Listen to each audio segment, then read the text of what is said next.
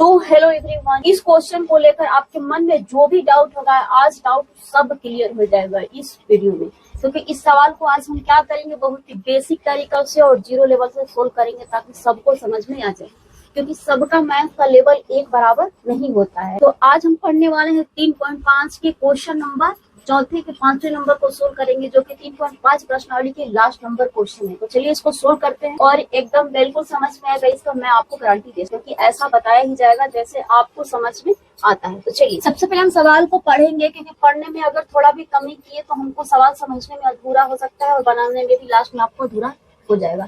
इसीलिए हम पहले सवाल को अच्छे से पहले समझ लेंगे कि सवाल हमें कह क्या रहा है। ठीक है, दिया है कि एक आयत का क्षेत्रफल 9 वर्ग इकाई कम हो जाता है, यानी क्षेत्रफल 9 वर्ग इकाई कम हो जाता है यदि उसकी लंबाई 5 इकाई कम, 5 इकाई कम का मतलब होता है घटा देंगे, कम कर दी जाती है और चौड़ाई 3 इकाई बढ़ा दी जाती है, यानी कि चौड़ाई 3 इकाई बढ़ा दिया जाता है। कब हो जाता है 9 वर्ग इकाई कम हो जाता है? जब ये कंडीशन लागू होता है तब। यदि हम लंबाई को 3 इकाई और चौड़ाई को 2 इकाई बढ़ा दे तो क्षेत्रफल कितना हो जाता है? 67 वर्ग इकाई बढ़ जाता है। तो आयत की विमाय ज्ञात कीजिए। आयत का विमाय का मतलब होता है लंबाई और चौड़ाई निकालना है। सबसे पहले हम आयत के बारे में बता दें कि आयत में एक लंबाई होता है, एक चौड़ाई होता है, क्योंकि लंबाई अलग होता है और चौड़ाई अलग होता है। लंबाई चौड़ाई हमें निकालना है। सबसे पहले यहाँ पर हम लिखेंगे हल, क्योंकि अब हम सवाल को हल करेंगे। उसके बाद जैसे जैसे कह रहा है वैसे करेंगे। सबसे पहले हम आपको आयत एक यहाँ पर आपको बता के हम समझा दे। ऐसे बनाना कोई खास जरूरी नहीं है, लेकिन हम बनवा दे रहे हैं। तो ये देखिए, ये हमारा चित्र होगा एक आयताकार। तो ऐसा तो आप देखे ही होंगे, खेत आयताकार होता है हमेशा ऑलमोस्ट अधिक। उसके बाद कैलेंडर जो होता है वो अधिकांश आयताकार होता है। फोटो फ्रेम जो होता है वो भी अधिकांश आयताकार ही होता है। तो ठीक जस्ट वैसे ही है। तो आयत में क्या होता है, ये है आपका एक चित्र है, आयत है और इसका एक लंबाई है और इसका एक चौड़ाई है। ठीक है, इस चित्र को बनाना कोई खास जरूरी नहीं, आप नहीं बनाएंगे। ठीक है, आप मन करे तभी बनाइएगा। ठीक है, ये बस हम आपको समझाने के लिए आपको बना दिए बस। उसके बाद हमें निकालना है, जब आयत की विमाय निकालना है तो हम आयत की विमाय लंबाई और चौड़ाई हम मानेंगे। क्यों मानेंगे? क्योंकि आपको पता ही नहीं है ना पता तो आपको मानना पड़ेगा। अगर रास्ता नहीं पता होता है तो किसी से आपको पूछना पड़ता है। तो इसमें लंबाई चौड़ाई जब आपको पता नहीं है तो आपको मानना पड़ेगा। क्या मानेंगे?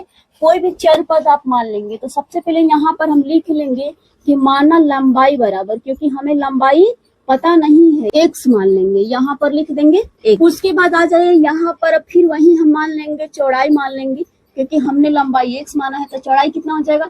y हो जाएगा। लेकिन हाँ, खाली x y नहीं होगा, यहाँ पर इकाई में दिया है तो आप भी यहाँ पर लिखेंगे क्या? इकाई लिखेंगे। उसके बाद हम अब चलेंगे प्रश्नानुसार चलेंगे। ठीक है, आपको शॉर्टकट में लेके चलेंगे और समझा के लेके चलेंगे ताकि आपको समझ में आए। लंबा प्रोसेस लेके चलने का कोई मतलब नहीं है, आपको किसी भी तरह से समझ में बस आना चाहिए। एग्जाम में अगर ये सवाल आ जाए आपको छूटना नहीं चाहिए और हम छूटने नहीं देंगे।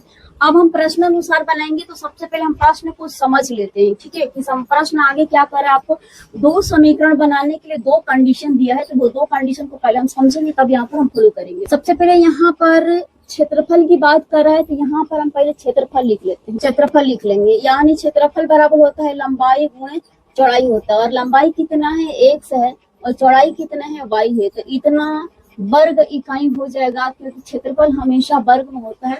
यहाँ पर क्षेत्रफल वर्ग इकाई दिया भी है और यहाँ भी क्षेत्रफल वर्ग इकाई दिया भी है। अब हम आ जाएंगे इस कंडीशन को समझने के लिए कि आपका क्षेत्रफल कितना है? x है, y है। आपका क्षेत्रफल x y है। ठीक है, आपका लंबाई कितना है? x है और चौड़ाई कितना है? y है। लेकिन क्या करना पड़ता है लंबाई में, क्या करना पड़ता है चौड़ाई में, तब जाके क्षेत्रफल 9 वर्ग इकाई कम हो जाता है। क्या करेंगे? तो देखिए, यहाँ पर आपको बताया है कि उसकी लंबाई में 5 इकाई कम कर देते हैं। कम का मतलब क्या होता है? घटाना होता है। तो लंबाई में यहाँ पर हम कर देंगे 5 को घटा देंगे। देखिए हो गया, ये आपका एक नया लंबाई बन गया। कब बन गया? जब आप 5 घटाए तो ये नया लंबाई बन गया। उसके बाद और चौड़ाई 3 इकाई बढ़ा दी जाती, बोले ना, चौड़ाई को 3 इकाई बढ़ा देना। बढ़ा देना का मतलब होता है जोड़ना, और कम कर देना का मतलब होता है घटाना। तो यहाँ पर हम घटा देंगे, चौड़ाई 3 इकाई बढ़ा देंगे। तो चलिए यहाँ पर हम बढ़ा देते हैं। अब यही वाला कंडीशन लागू हुआ कि जब लंबाई 5 कम कर दिए और चौड़ाई 3 बढ़ा दिए तो क्षेत्रफल जो है 9 वर्ग इकाई कम हो जाता है। तो क्षेत्रफल आपका यही ना है, x y। तो इसमें क्या कर देंगे, घटा देंगे, क्योंकि क्षेत्रफल क्या कर रहा है, 9 वर्ग इकाई कम कर रहा है। तो यहाँ पर हम 9 वर्ग इकाई आराम से हम कम कर देते हैं। देखिए यही वाला कंडीशन यहाँ पर बोल रहा है, इसको अब हम समझा दिए यहाँ पर। अब यहाँ पर इसी को हम यहाँ पर लिखते हैं, ठीक है। अब ये समझ में आ गया, तब यहाँ पर हम लिखेंगे, क्या लिखेंगे, प्रश्नानुसार लिखेंगे। इसी को फिर से यहाँ पर हम रिकॉल कर दे रहे हैं। आपका लंबाई कितना है, x है, और लंबाई में कितना कह रहा है, लंबाई में कह रहा है यहाँ पर आज लंबाई में 5 इकाई कम कर रहा है। तो हम 5 क्या कर देंगे, घटा देंगे, क्योंकि कम का मतलब क्या होता है, घटाना होता है। उसके बाद देखिए यहाँ पर कह रहा है कि चौड़ाई 3 इकाई बढ़ा दी जाती है। तो चौड़ाई कितना है आपका, यहाँ जाइए, देखिए ये आप माने हैं y, तो यहाँ पर लिख देंगे y, और 3 बढ़ाने की बात कर रहा है, तो यहाँ पर हम कर देंगे प्लस में 3। क्षेत्रफल क्या होता है, लंबाई गुणे चौड़ाई। तो देखिए लंबाई और चौड़ाई दो पद में है, तो इसको गुणा में लिख दिए। उसके बाद आपका क्षेत्रफल कितना आया हुआ है, x y आया हुआ है, ठीक है। लेकिन जब बढ़ाए घटाए तो इस क्या होगा, क्षेत्रफल में कुछ तो चेंजिंग होगा। तो क्या चेंजिंग हो रहा है, आपका 9 वर्ग इकाई क्या हो जा रहा है, कम हो जा रहा है। तो हम यहाँ पर 9 वर्ग इकाई क्या कर दिए, कम कर दिए। यही वाला ये समीकरण बन गया। अब इसको कैलकुलेट करके हम एक समीकरण बना लेंगे। उसके बाद हम जाएंगे दूसरे शर्त से और दूसरा समीकरण बनाएंगे। अब इसको आइए कैलकुलेट कीजिए। पहला से हम दोनों में गुणा कर देंगे, y में भी 3 में भी। फिर 5 से दोनों में गुणा कर देंगे, y में भी 3 में भी, क्योंकि पहला से दोनों में, फिर दूसरा से दोनों में गुणा कर देंगे। तो ऐसे गुणा करेंगे तो x y में गुणा हो जाएगा, क्या हो जाएगा, x y हो जाएगा। और उसके बाद x में 3 से गुणा करेंगे तो 3x हो जाएगा। -5 में y से गुणा करेंगे तो माइनस में 5y हो जाएगा। अब -5 में 3 से गुणा करेंगे तो -15 हो जाएगा। अब बराबर में ये क्या हो गया, xy हो गया। माइनस में 9 है तो यहाँ पर लिख देंगे माइनस में 9 लिख देंगे। अब आपको करना क्या है यहाँ पे कि आप xy और xy को कटा देंगे, क्योंकि इधर भी xy इधर भी xy, बीच में आपका एक नदी है क्या, बराबर का, इस पर उस पर खत्म, क्योंकि चिन्ह बराबर है। अब आपको क्या करना है, अंक वाले को उधर भेज दीजिए और x वाले को एक साइड रख दीजिए। तो 3x और माइनस में 5y बराबर -9y, माइनस में ये 15 जो है इधर आया, तो ये हो गया प्लस में 15 हो गया। तो 3x और माइनस में 5y बराबर 15 में से 9 गया, क्या बचा, 6 बचा। ये हमारा निकल के आ गया, समीकरण नंबर 1 आ गया। इसी तरह अब हम दूसरे कंडीशन से दूसरा समीकरण को निकालेंगे। इसको हम मान लेंगे समीकरण नंबर 1। अब यहाँ पर हम लिख देंगे, क्या लिखेंगे, शर्त 2 से, क्योंकि दूसरे शर्त से हम बनाएंगे ना, तो शर्त 2 से।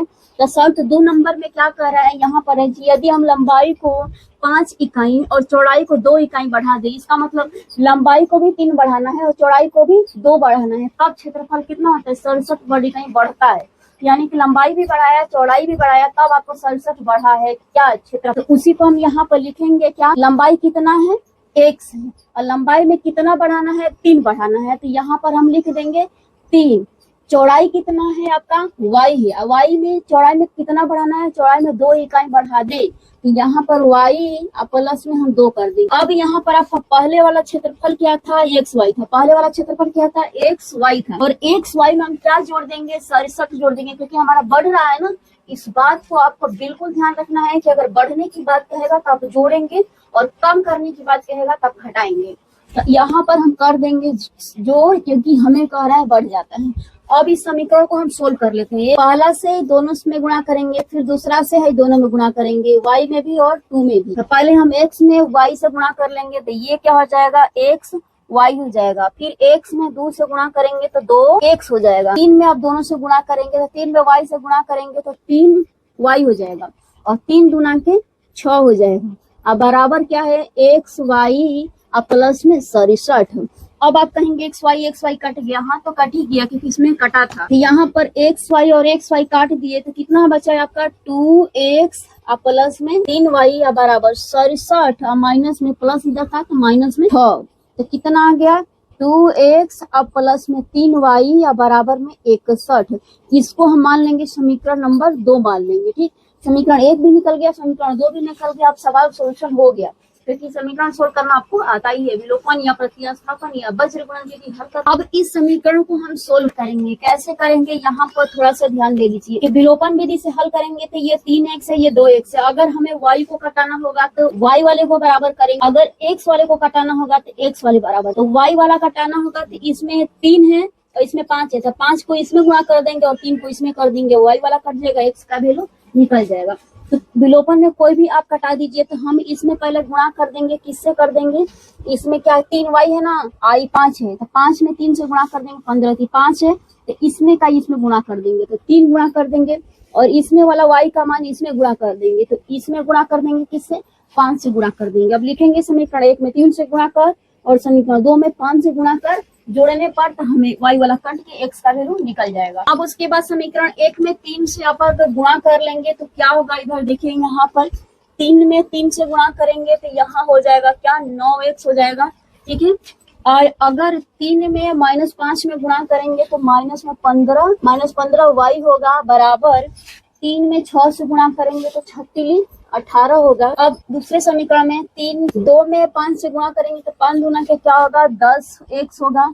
और ये क्या है, प्लस में है तो प्लस, 5 में 3 से गुणा करेंगे तो 5 15 y होगा बराबर 61 में 5 से गुणा करेंगे तो 5 6 35 305 होगा।